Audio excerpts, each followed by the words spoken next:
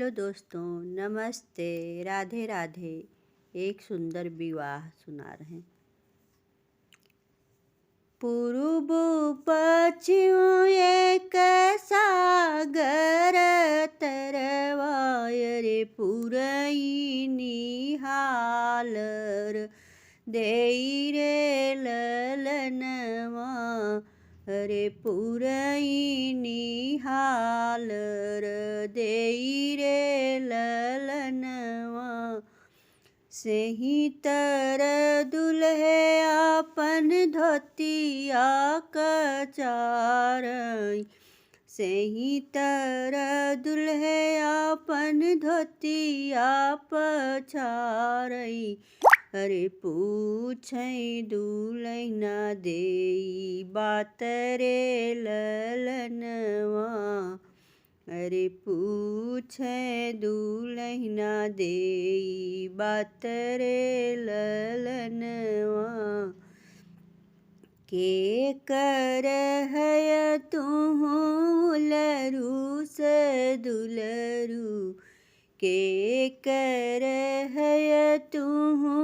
लरू से दुलरू अरे कमन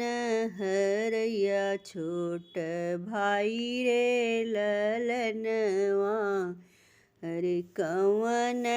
हरैया छोट भाई रे ललनवा राजा दशरथ जी कउलरू से दुलरू राजा दशरथ जी कउलरू से दुलरू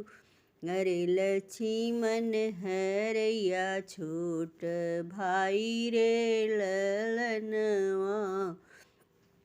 अरे लक्ष्मण हरैया छोट भाई रे ललनवा ससुरु के सगरा नाहन्यौ मोरी धनिया ससुरु के सगरा नाहन्यौ मोरी धनिया अरे ओई है बाप तोहार रे ललनवा अरे ओई है